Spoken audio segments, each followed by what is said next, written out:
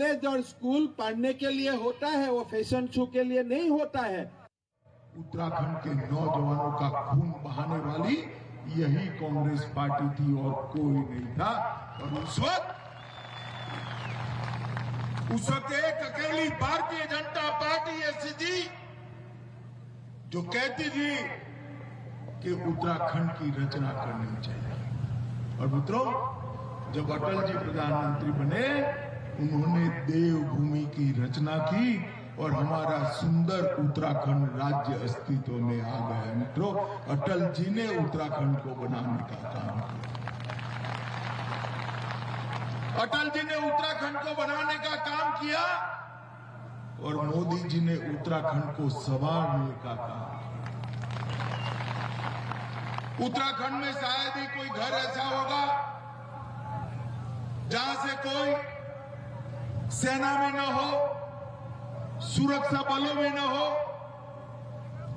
और सेना के लिए 1 रैंक 1 पेंशन की मांग 40 सालों से कांग्रेस वालों के माथे पर झूम नहीं रहती। आपने मोदी जी को प्रधानमंत्री बनाया, 5 की 5 सीटें नरेंद्र मोदी जी की झोली में डाल दिया। और मोदी जी प्रधानमंत्री बनने के बाद ही 2015 में उन्होंने 1 रैंक 1 पेंशन का कानून लाकर सेना के अनेक जवानों के घर में 20 लाख करोड़ रुपया भेजने का कारण। मित्रों, ये जो निर्णय किया गया है, वो निर्णय से सबसे बड़ा फायदा अगर किसी को हुआ है तो मेरे उत्तराखंड के पूर्व सैनिक और सेना में भर्ती जवान है, उसको हुआ है। मित्रों, उसको हुआ है। ये हरकता इधर उधर घूम रहे हैं। मैं उनको पूछना चाहता हूं, हरकता, आप मुझे बताइए, कांग्रेस की सरकार थी, आप क्यों 1 रैंक 1 पेंशन का निर्णय नहीं कर पाए? बाढ़ आई, केदारनाथ तबाह हो गया, कांग्रेस की सरकार थी, कुछ नहीं हुआ। भारतीय जनता पार्टी की सरकार आई और मोदी जी ने 400 करोड़ की लागत से केदार धाम का पूर्ण निर्माण करने का काम किया। देश से कोई भी व्यक्ति, दुनिया से कोई भी व्यक्ति केदार धाम आता है तो आदि शंकर की मूर्ति और बाबा केदारनाथ का लिंग देखकर अपने आप को भाव विभोर कर कर जाता है। मित्रों, ये पुनर्निर्माण नरेंद्र मोदी जी ने किया। बद्रीनाथ का पुनरुद्धार का काम 450 करोड़ से शुरू किया और उसके सुनियोजित विकास के लिए 250 करोड़ रुपए का CSR का फंड देने का काम भी भारतीय जनता पार्टी की सरकार। गंगोत्री, जमुनोत्री, केदारधाम, बद्रीधाम अच्छे तो बना लोगे, मगर रोड नहीं होगा तो आएंगे कैसे? आधी साल तो रोड बंद हो जाते थे या नहीं हो जाते थे? भाई बताइए ना, होते थे या नहीं होते थे? मोदी जी ने 13,000 करोड़ रुपए की लागत से 4 धाम का और वेदर 4-वे हाईवे बनाने का काम नरेंद्र मोदी जी ने किया है।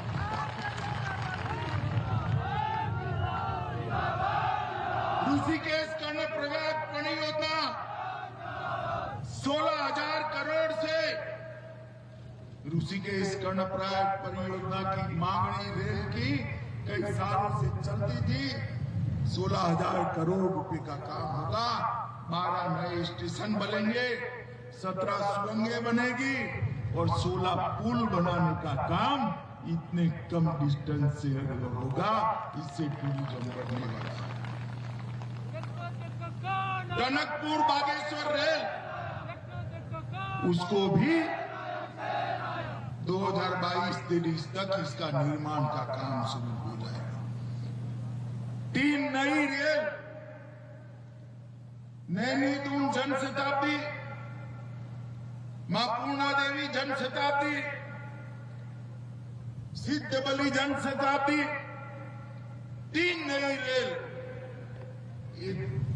देवभूमि को देने का काम भारतीय जनता पार्टी की सरकार ने। और अभी मोदी जी केदारनाथ में घोषणा कर गए हैं, केदारनाथ और हेमकुंड साहिब के बीच में रोपवे से यातायात चालू होने वाला है मित्रों, रोपवे से। देहरादून से दिल्ली आने में घंटों लगते थे। मैं आपको वादा करते जाता हूं, प्रीतम सिंह को जिता दीजिए, 1 साल के बाद एलिवेटेड सड़क से 2.5 घंटे में देहरादून से दिल्ली।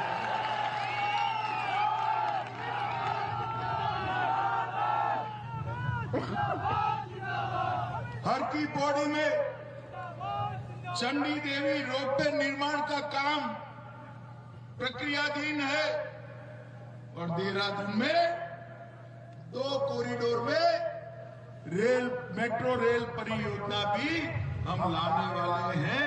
मित्रों, ये हरकता कल्पना भी नहीं कर सकते कि देहरादून में मेट्रो आएगी।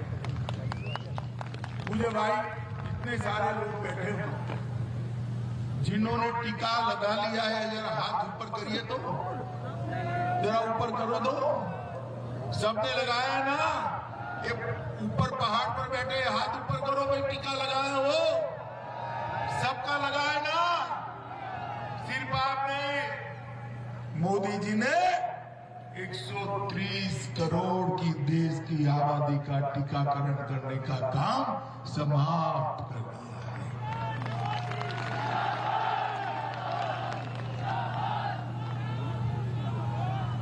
ये जो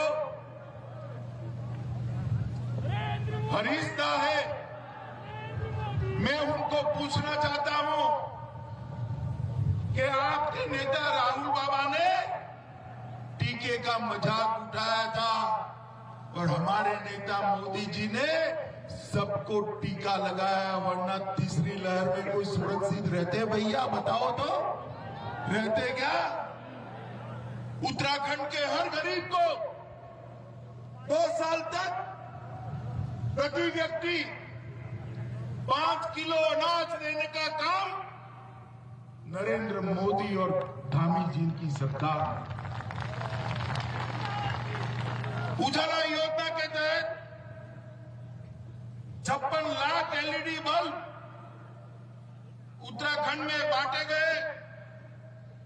4,25,000 माताओं बहनों को गैस का सिलेंडर दिया गया और 25 लाख परिवारों को मुफ्त 5 लाख तक के इलाज का धामी जी का और मोदी जी का कार्ड देने का काम किया गया।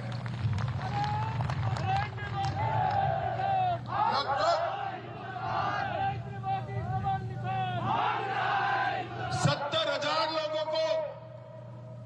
70,000 लोगों को गरीबों को घर देने का काम भारतीय जनता पार्टी की सरकार ने किया है। और हर गरीब के घर में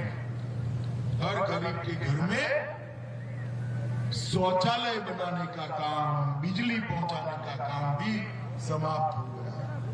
मित्रों, यहां पर भी रोहतू की बेली, चलीधर और ग्राम सालसी जैसे क्षेत्रों को जोड़ने वाली सड़कें नई बनाई है। महामारी के बाद, कोविड महामारी के बाद जाटूद और धौलधार ब्लॉक के निवासियों के लिए 5 नई एम्बुलेंस भेजने का काम हुआ है। मतलब हायर सेकेंडरी तक ही जा, उसको इंटर कॉलेज तक अपग्रेड करने का काम भी भाजपा की धामी सरकार ने किया है। सौभाग्य योजना के तहत 13,000 घरों में बिजली पहुंचाई है और टिहरी गलवाड़ में 1,18,000 किसानों को हर साल 6,000 रुपया पहुंचाने का काम ये भारतीय जनता पार्टी की करेगी। माताओं, भाइयों, बहनों, ये कांग्रेस कभी विकास नहीं कर सकती। उनके पास ना इच्छा है ना उनकी शक्ति। मैं आज आपको कहकर जाता हूं, 2014 में, 2017 में और 2019 आपने मोदी जी की झोली कमल के निशान से भर दी है। भर दिए ना। इस बार भी फिर से एक बार नरेंद्र मोदी जी और हमारे पुष्कर सिंह धामी पर भरोसा कर भाई प्रीतम जी को जिताकर विधानसभा में। भाइयों बहनों, ये जो देवभूमि को संवारने का, देवभूमि के विकास का सिलसिला जो चला है और तेज गति से हम आगे बढ़ाएंगे। मुझे बताओ, प्रीतम सिंह जी को जिताओगे क्या? जोर से बोलो, जिताओगे? कमल के निशान पर बटन दबाओगे? मोदी जी के हाथ मजबूत करोगे?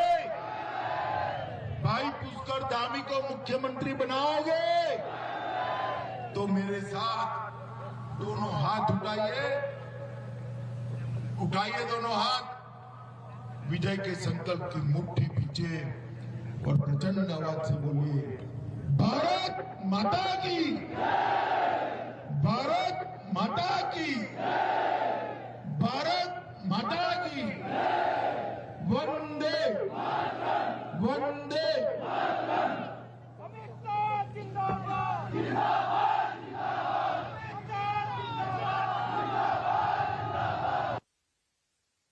तो आप देख सकते हैं किस तरह से अमित शाह उत्तराखंड के धनौल्टी में चुनाव प्रचार कर रहे हैं। 14 फरवरी को उत्तराखंड में विधानसभा चुनाव होने हैं। उससे पहले तमाम दिग्गज नेता उत्तराखंड में आज चुनावी जनसभाओं को संबोधित करते हुए नजर आ रहे हैं। इससे पहले यूपी के सीएम योगी आदित्यनाथ और अब गृह मंत्री अमित शाह।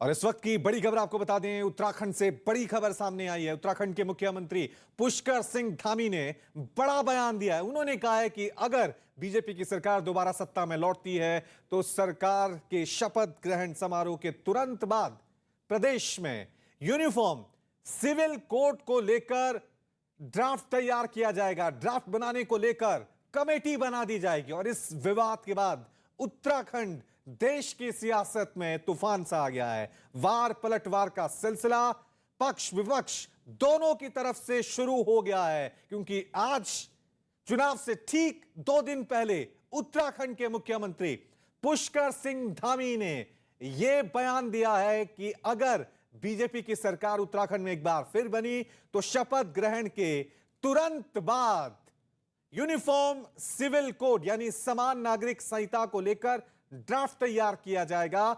और उनकी सरकार आती है तो शपथ ग्रहण के तुरंत बाद यूनिफॉर्म सिविल कोड का ड्राफ्ट तैयार करने के लिए कमेटी का गठन किया जाएगा। उत्तराखंड की सांस्कृतिक आध्यात्मिक विरासत की रक्षा, यहां के पर्यावरण की रक्षा और राष्ट्र रक्षा के लिए उत्तराखंड की सीमाओं की रक्षा, ये तीनों ही आज उत्तराखंड ही नहीं बल्कि पूरे भारत के लिए अहम है। इस दृष्टि से आगामी नई बीजेपी सरकार अपने शपथ ग्रहण के तुरंत बाद न्यायविदों, सेवानिवृत्त जनों, समाज के प्रबुद्ध जनों और अन्य स्टेक होल्डरों की एक कमेटी गठित करेगी, जो कि उत्तराखंड राज्य के लिए यूनिफॉर्म सिविल कोड का ड्राफ्ट तैयार करेगी। इस यूनिफॉर्म सिविल कोड का दायरा विवाह, तलाक, जमीन जायदाद और उत्तराधिकार जैसे विषयों पर सभी नागरिकों के लिए समान कानून, चाहे वो किसी भी धर्म में विश्वास रखते हों, होगा। ये यूनिफॉर्म सिविल कोड संविधान निर्माताओं के सपनों को पूरा करने की दिशा में एक अहम कदम होगा। अब आपको बताते हैं कि यूनिफॉर्म सिविल कोड का मतलब क्या है। भारत में रहने वाले सभी नागरिकों के लिए एक समान कानून, चाहे वो किसी भी मजहब या जाति के हों। समान नागरिक संहिता लागू होने से हर मजहब के लिए एक जैसा कानून आ जाएगा। मौजूदा वक्त में देश में हर धर्म के लोग शादी, तलाक, जायदाद का बंटवारा और बच्चों को गोद लेने जैसे मामलों का निपटारा अपने पर्सनल लॉ के हिसाब से करते हैं। मुस्लिम, ईसाई और पारसी का पर्सनल लॉ है, जबकि हिंदू सिविल लॉ के तहत हिंदू, सिख, जैन और बौद्ध आते हैं। सीएम धामी के ऐलान के बाद बीजेपी नेता तेजिंदर पाल सिंह बग्गा ने एक ट्वीट कर कांग्रेस पर निशाना साधा। उन्होंने अपने ट्वीट में लिखा कि तुम मुस्लिम यूनिवर्सिटी बनाओगे, हम यूनिफॉर्म सिविल कोड लाएंगे। वहीं बीजेपी नेता अनिल बलूनी ने भी एक ट्वीट कर इस फैसले को ऐतिहासिक बताया। उन्होंने अपने ट्वीट में लिखा कि आज उत्तराखंड के मुख्यमंत्री पुष्कर सिंह धामी ने यूनिफॉर्म सिविल कोड को लेकर जो घोषणा की है वो ऐतिहासिक है। पूरा उत्तराखंड इसका स्वागत कर रहा है। ये देवभूमि की भावनाओं और संस्कारों के ही अनुरूप है। इस ऐतिहासिक घोषणा के लिए मुख्यमंत्री को साधुवाद। वहीं बीजेपी नेता प्रेम शुक्ला ने दावा किया कि जिस तरह से भारतीय जनता पार्टी ने धारा 370 और राम मंदिर निर्माण के वादे को पूरा किया, उसी तरह पार्टी के इस संकल्प को भी पूरा किया जाएगा। जिसके जवाब में कांग्रेस नेता जयवीर शेरगिल सामने आए और उन्होंने फर्जी शगुफा इसे करार दिया। समान नागरिक संहिता भारतीय जनता पार्टी का जो प्रमुख हमारे जो वचन है उसमें से एक है। जिस तरह से अनुच्छेद 370 संशोधित हुआ, जिस तरह से आज राम मंदिर का भव्य दिव्य निर्माण हो रहा है, उसी तरह से समान नागरिक संहिता भी भारतीय जनता पार्टी का संकल्प है और उसको साकार किया जाएगा। जो यूनिफॉर्म सिविल कोड का मुद्दा मसला है वो एक राष्ट्रीय स्तर का मुद्दा है। इस पे राष्ट्रीय स्तर पे चर्चा होगी और जहाँ तक भाजपा के मुख्यमंत्री उत्तराखंड की बात है, वो अपनी हार देखते भुखलाए हुए हैं। वो एक और गुफा, एक और जुमला छोड़ रहे हैं। मुख्यमंत्री भाजपा के और भाजपा की डोली जो जुमलों की फौज है, जो झूठ पे मौज कर रही है, वो जो मर्जी वादे दिखा करें, जो मर्जी दिन में तारे दिखाएं, अब जनता उन पे विश्वास नहीं करती। यूनिफॉर्म सिविल कोड पर कांग्रेस प्रवक्ता गरिमा दोसानी ने प्रतिक्रिया दी। उन्होंने बीजेपी पर पिछले 5 साल में कोई काम नहीं करने का आरोप लगाते हुए इस ऐलान को चुनावी स्टंट करार दिया। उत्तराखंड में अपनी दाल ना गलते हुए देखकर भारतीय जनता पार्टी ने एक नया शिगुफा दिया है। मुख्यमंत्री पुष्कर सिंह धामी ने यूनिफॉर्म कॉमन सिविल कोड लागू करने की बात कही है। मैं पूछना चाहती हूँ इन भाजपाइयों से, केंद्र में आप 7.5 साल से काबिज हैं सत्ता पर और यहाँ प्रदेश के अंदर पिछले 5 साल से आप सत्ता की मलाई चाट रहे हैं, तब आपको किसने रोका था यूनिफॉर्म सिविल कोड लागू करने के लिए? पुष्कर सिंह धामी के ऐलान पर गुजरात के विधायक जिग्नेश मेवाणी ने भी एक ट्वीट किया। उन्होंने अपने ट्वीट में लिखा कि जब बीजेपी को पता चला कि वो उत्तराखंड में पराजित होने जा रही है, तब चुनाव के ठीक एक दिन पहले ऐलान करते हैं कि चुनाव जीतते ही सरकार यूनिफॉर्म सिविल कोड लागू करेंगे। मतलब हार की बौखलाहट में कुछ भी करके मुद्दों से जनता का ध्यान भटकाओ। वहीं बीजेपी सांसद तेजस्वी सूर्या ने भी मुख्यमंत्री धामी के इस फैसले का समर्थन किया है और इसे उत्तराखंड के लिए जरूरी बताया, जबकि एआईएमआईएम नेता असदुद्दीन ओवैसी ने इस तरह के फैसलों का विरोध किया। उत्तराखंड के युवा मुख्यमंत्री पुष्कर सिंह धामी जी ने आज उत्तराखंड में यूनिफॉर्म सिविल कोड को इंट्रोड्यूस करने का बहुत बड़ा निर्णय आज उन्होंने अनाउंस किया है। यूनिफॉर्म सिविल कोड हमारी एक कॉन्स्टिट्यूशनल ड्यूटी है। उत्तराखंड के एक यूनिक कल्चर है और लंबी साल तक सिविलाइजेशनल हिस्ट्री उत्तराखंड के इस देवभूमि में है। इसको प्रोटेक्ट करने के लिए और ये यूनिक कल्चर को और शक्ति देने के लिए यूनिफॉर्म सिविल कोड का ये जो निर्णय है वो बहुत महत्वपूर्ण होगा। पहले तो ये समझना चाहिए मुख्यमंत्री को कि यूनिफॉर्म का मतलब ये नहीं है कि कॉमन हो, और उन्होंने ये भी कहा कि जो भी आप कह रहे हैं, बाबा साहिब ने कहा था कि ये वॉलंटरी होना चाहिए, मैंडेटरी नहीं होना चाहिए। तीसरा ये है कि MIM पार्टी का मानना ये है कि यूनिटी एंड डाइवर्सिटी। डाइवर्सिटी के माने क्या है? डाइवर्सिटी के माने ये है कि एक one size will not fit everyone. तो भारत देश में कई कल्चर्स हैं और आर्टिकल 29 जो है एक एब्सोल्यूट राइट है, फंडामेंटल राइट है।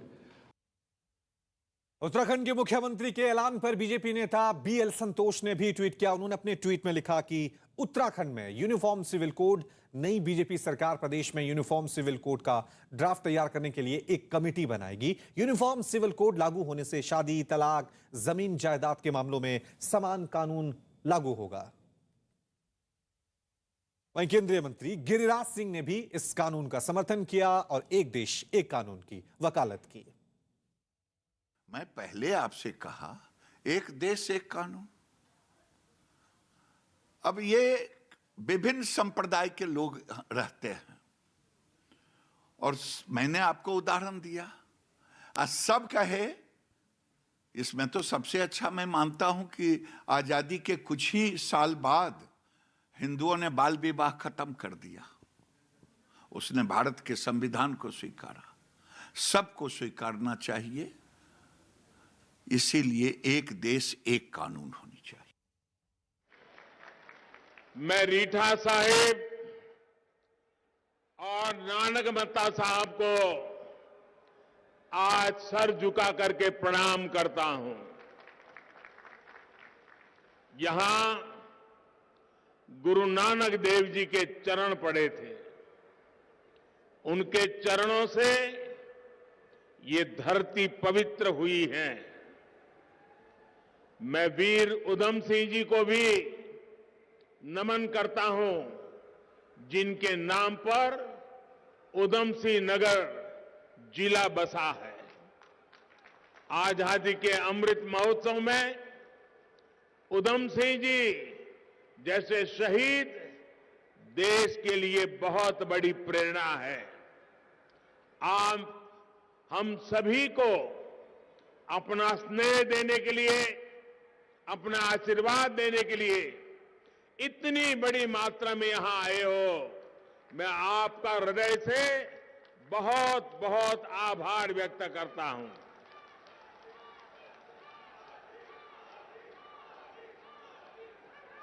मैं देवभूमि के आप सब लोगों को कोटि कोटि अभिनंदन करता हूं।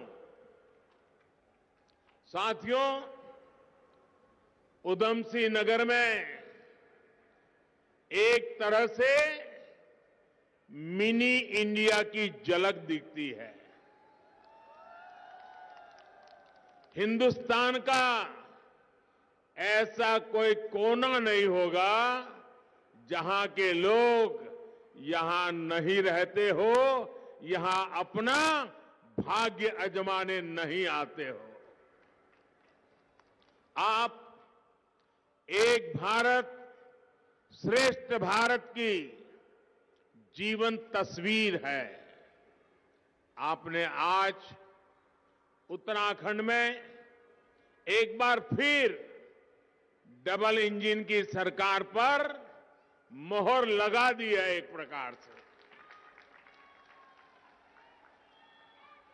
आज चुनाव प्रचार का आखिरी दिन है और मेरी उत्तराखंड में इस चुनाव अभियान की आखिरी प्रचार सभा आपके आशीर्वाद के साथ पूरी होने वाली है।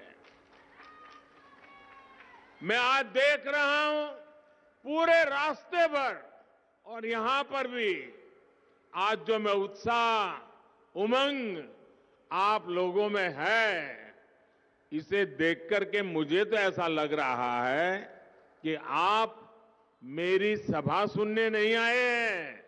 आप तो मुझे चुनाव नतीजे के बाद भारतीय जनता पार्टी की धामी सरकार के शपथ ग्रहण का निमंत्रण देने आए हैं।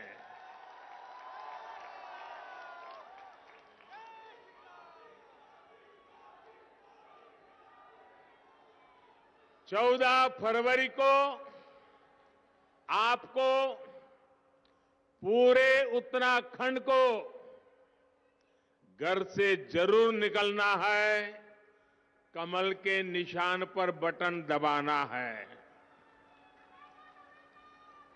साथियों, कोरोना महामारी के चलते शुरू में लग रहा था कि इस बार इस तरह से रैली करना संभव होगा कि नहीं होगा, लेकिन देश की ताकत, उत्तराखंड के लोगों की ताकत ने आज इस रैली को सच करके दिखाया है।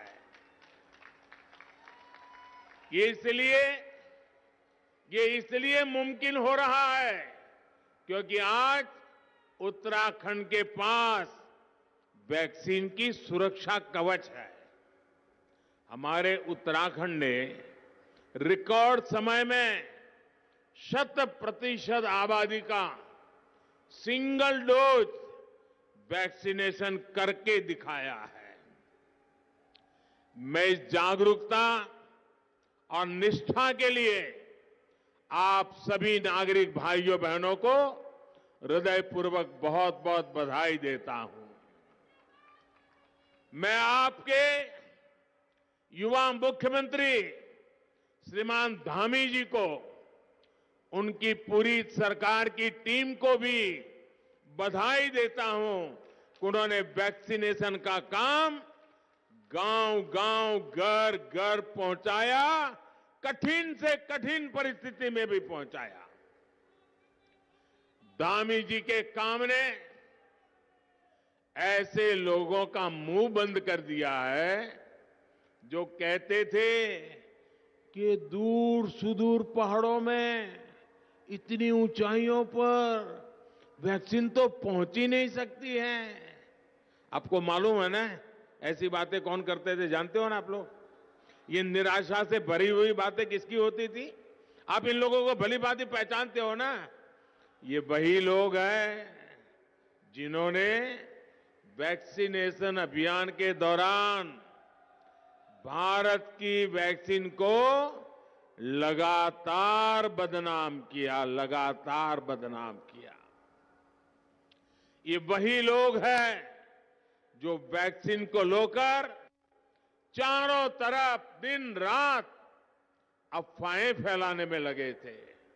साथियों, आप एक बात और सोचिए, वैक्सीन तो सबके लिए होती है, फिर इनको वैक्सीन से क्या तकलीफ थी? इनको तकलीफ ये थी कि वैक्सीन की वजह से हर देशवासी सुरक्षित हो जाएगा, और अगर सुरक्षित हो जाएगा तो ये लोग पहले भी मोदी का जय जयकार करते थे, अब और ज्यादा जोर से मोदी का जयकारा करेंगे और साथ साथ धामी का भी जय जयकारा करेंगे। ये लोग नहीं चाहते थे कि उत्तराखंड में फिर से, भाइयों बहनों, ये ऐसे विकृत राजनीति वाले लोग हैं कि वे अपने राजनीतिक स्वार्थ के लिए औरों का बुरा सोचते हैं, बुरा देखते हैं। ये लोकतंत्र में नहीं चल सकता है। भाइयों बहनों, वो तो नहीं चाहते थे वैक्सीन लग जाएगी तो फिर बद्रीनाथ, केदारनाथ, मसूरी, नैनीताल यात्री आना शुरू हो जाएंगे, टूरिस्ट शुरू हो जाएंगे, तो फिर उनकी राजनीति की खिचड़ी कैसे पकेगी? और इसलिए वो लोगों को वैक्सीन के लिए गुमराह करते थे। ये नहीं चाहते थे कि वैक्सीन का कवच पाने के बाद रोजगार और उद्योग धंधे फिर से चल पड़े। आप उधम सिंह नगर के लोग तो अच्छी तरह समझते हैं कि इन्होंने कितना खतरनाक खेल खेला, और इसके पीछे की सबसे बड़ी वजह जानते हैं क्या थी? ये सोचते थे कि सब कुछ पटरी पर आ जाएगा तो ये मोदी को गाली कैसे देंगे, फिर ये भारत को बदनाम कैसे करेंगे। लेकिन ये लोग उत्तराखंड का सामर्थ्य भूल जाते हैं। मेरे प्यारे भाइयों बहनों, ये दशक उत्तराखंड का दशक है। ये 10 साल उत्तराखंड के लिए बहुत महत्वपूर्ण है। आज जो 18 साल के नौजवान हैं, बहनें बेटियां हैं, उनके लिए ये 10 साल उनकी जिंदगी का भी महत्वपूर्ण अवसर होता है। हमारा देश, हमारा उत्तराखंड ऐसे लोगों के रोकने से रुकने वाला नहीं है। आज उत्तराखंड में पर्यटन, रोजगार फिर से पटरी पर लौटने लगा है। उधम सिंह नगर के उद्योगों ने फिर से गति पकड़नी शुरू कर दी है। साथियों, 100 साल में ऐसी महामारी दुनिया ने नहीं देखी है। पूरी मानव जात 2 साल से इस महामारी ने उसको अपनी चपेट में लिया हुआ है। भाइयों बहनों, भारत में हमारी सरकार ने लगातार प्रयास किया कि कोरोना की वजह से तबाही कम से कम हो। हमारे जो छोटे उद्यमी हैं, जो एमएसएमई सेक्टर है, उसे विशेष तौर पर इस संकट के समय में 2.5 लाख करोड़ रुपए की मदद की गई। 2.5 लाख करोड़ रुपए। एक रिपोर्ट में सामने आया है कि भारत सरकार की इस योजना के कारण एमएसएमईज को समय पर मदद मिलने के कारण लाखों एमएसएमईज इस कोरोना के कारण बंद होने की कगार पर थे।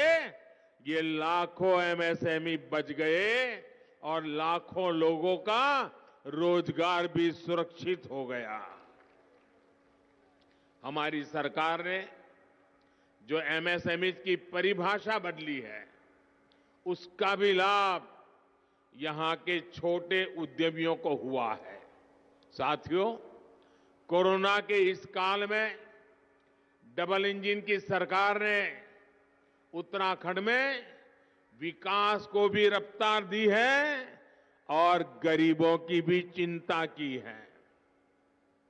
इतना बड़ा संकट आया, 100 साल की सबसे बड़ी वैश्विक महामारी आई, लेकिन यहां के तराई के क्षेत्र से लेकर पहाड़ों पर बसे गांवों तक हमारी सरकार ने किसी भी गरीब को भूखे नहीं सोने दिया। हमने चिंता की कि गरीब के घर का चूल्हा जलते रहना चाहिए। प्रधानमंत्री गरीब कल्याण योजना के जरिए आज भी हर गरीब को मुफ्त राशन दिया जा रहा है।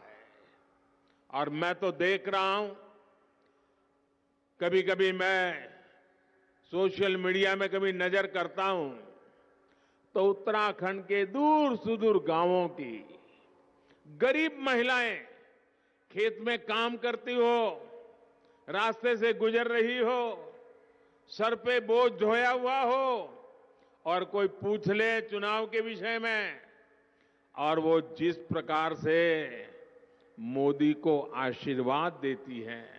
मैंने अभी तो एक मां की वीडियो देखी, वो वीडियो मेरे दिल को छू गई। उत्तराखंड के किसी दूर सुदूर गांव से वो मां बोल रही थी, यहां की लोकल भाषा में वो बोल रही थी। उसने कहा कि हमने हमारे बच्चों को 9 महीना हमारे पेट में पाला, बड़े होकर वो अपने अपने में खो गए, लेकिन ये मोदी है जो हमें हमारी चिंता करता है, हमारा बेटा सच्चा अगर कोई है, वो मां कह रही है कि अगर मेरा कोई सच्चा बेटा है तो वो मोदी है। भाइयों बहनों, माताओं बहनों के इतने आशीर्वाद, माता बहनों का इतना बड़ा सामर्थ्य अगर आज मोदी के साथ खड़ा है तो मोदी जी जान से माताओं बहनों के कल्याण के लिए, उत्तराखंड के कल्याण के लिए, उत्तराखंड के नौजवानों के कल्याण के लिए कभी पीछे नहीं हटेगा। भाइयों बहनों, कोरोना के कारण पर्यटन प्रभावित होने की वजह से जिन लोगों पर असर पड़ा था, उनके लिए भी धामी जी की सरकार ने आर्थिक सहायता भी जारी की। आज गरीब मजदूर ये कह रहा है, महिलाएं कह रही है, अगर कांग्रेस के शासनकाल में ऐसी महामारी आती तो न जाने क्या होता। मैं भी आपसे पूछता हूं, ये मुफ्त राशन क्या पहले की सरकार होती तो ये मुफ्त राशन आप तक पहुंचता क्या? पहुंचता क्या?